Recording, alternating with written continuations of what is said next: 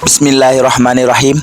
Assalamualaikum warahmatullahi wabarakatuh. Sahabat Radio GP dimanapun kalian berada, dan fan Marc Marquez dimanapun kalian berada, selamat malam. Sebelumnya kita berselawat dulu seperti biasa. Allahumma sholli ala Sayyidina Muhammad. Allahumma sholli ala Sayyidina Muhammad. Allahumma sholli ala Sayyidina Muhammad sallallahu alaihi wasallam. Welcome back to my channel Radio GB. Oke teman-teman, untuk malam ini kita ada beberapa poin yang ingin bahas, tentunya tentang seputar MotoGP dan Marc Marquez ya. Yang mana kita sudah mendengar kemarin Marc Marquez P2 dan P3 dengan duo Marquez ya, lebih tepatnya duo Marquez ya di Jerman. Namun apa yang dikatakan oleh Marc Marquez di situ adalah walaupun dia berada di P2, namun seolah-olah rasanya dia seperti winner ya, winner di Sachsenring ya. Kenapa seperti itu? Karena dengan keadaan Marc Marquez ya, dengan kebetulan, ini kebetulan bukan alasan ya. Kebetulan di Sachsenring kondisi Marc Marquez bisa digolong di bawah 100% ya, bisa dikatakan 80 atau 70% ya. Yang mana patah jarinya ya, jari yang sangat penting sekali, yaitu jari untuk pemberikan ya, pemberikan. Dan yang paling parah lagi adalah daerah rusuknya ya, badan rusuknya itu adalah yang paling fatal bagi Marc Marquez sendiri. Bahkan Marc Marquez mengatakan kalau soal patah jari itu tidak masalah, ini yang paling Marc Marquez takutkan adalah yang lembam di rusuknya tersebut. Namun di sini Marc Marquez katakan tidak menyangka ya, bahkan bisa naik podium bersama si Alex Marquez, duo bersaudara ini. Itu yang membuat Marc Marquez seolah-olah dia seperti juara ya, winner di MotoGP Jerman teman-teman ya.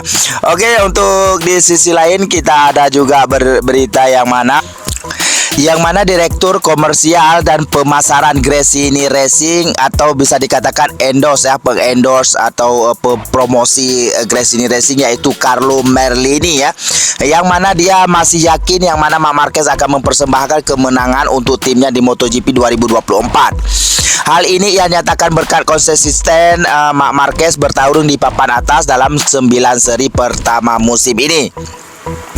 Sebagaimana dia mengatakan, kemenangan Marc Marquez di tim ini akan datang suatu hari nanti. Marc selalu tampil baik, tetapi kami membuat hidup kami sulit dengan kecelakaan yang dia alami pada siang, ucap Merlani. Merlani pun bersyukur kecederaan Marc Marquez tidak parah, aman, terutama di bagian rusuk. Masalahnya Alex Marquez sempat mengalami cedera yang sama musim lalu dan masa pemulihannya cukup panjang. Untungnya Marc Marquez tidak mengalami patah tulang rusuk. Jika itu sampai terjadi, itu yang terjadi pada adiknya tahun lalu dan situasinya sangat rumit. Marc kembali ke garasi dan bilang tidak terlalu sakit. Hal yang sama ia katakan kepada kami setelah sprint race. Sempat ada tanda tanya soal kondisinya untuk balapan yang panjang. Namun, podium adalah cara terbaik untuk memulai rehat musim panas. Kami harus merayakannya, ujar Merlini. Itu berarti di sini Merlini ya, yang mana kru komersial dan pemerasan Gresini Racing yakin ya, yang untuk separuh musim atau di tahun 2024 ini Marc Marquez akan mempersembahkan kemenangannya bersama Gresini. Namun belum tahu di mana, apakah di awal paruh kedua musim nanti, atau di pertengahan, atau di last, atau gimana. Pokoknya dia yakin sekali untuk paruh musim ini, untuk 2024 Marc Marquez akan podium 1 atau winner di MotoGP teman-teman ya. Itu kita sendiri pun akan menunggunya teman-teman ya. Oke teman, untuk di sisi lain ini yang paling parah lagi, mungkin ada sebagian teman-teman yang tidak setuju atau gimana gitu ya, yang mana si Pedro Acosta ya mulai mengatakan apakah dia ketar-ketir atau kenapa dia mengatakan begitu, yang mana dia mengatakan si Jorge Martin lebih pantas ke Ducati daripada Marc Marquez. Ini ada salah satu penyindiran yang dikatakan oleh si Pedro Acosta. Mungkin begitu, apakah dia takut Marc Marquez naik ke pabrikan atau bukan, kita belum tahu ya.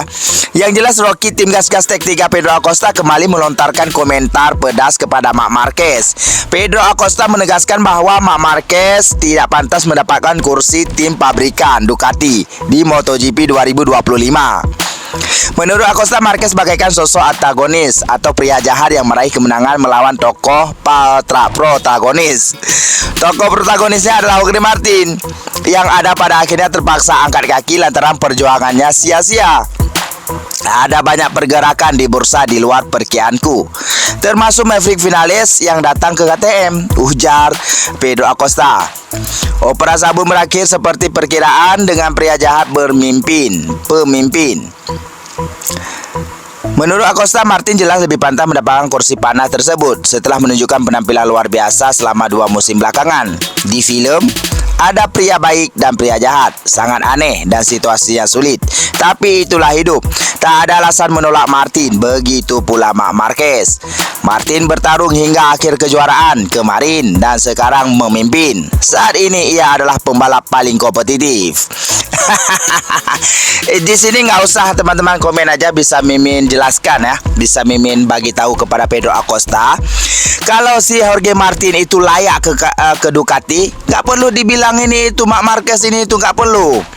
Yang jelas sudah Jorge Martin, berarti dia belum pantas ke tim pabrikan. Sebab itu mereka tidak memilih Jorge Martin. Kenapa mereka memilih Marc Marquez? Yang pertama, dari survei pemasaran Marc Marquez lebih berkuasa. Dari survei lapangan Marc Marquez lebih dominan. Cuma tertinggal dari efek motornya saja. Ya, dari segi apapun Marc Marquez lebih unggul. Buat apa memilih sampah daripada madu? Lebih baik memilih madu. Ada sehatnya juga. Pedro Acosta udah mulai banyak ngomong sekarang teman-teman ya. Sekarang aja ya 2-3 kali ke depan lagi udah mulai nggak ngomong dah tuh. Ini aja udah mulai redup dia, udah mulai nggak ngomong lagi ya. Asik crash gitu ya. Makanya kita itu jadi rider santuy aja ya.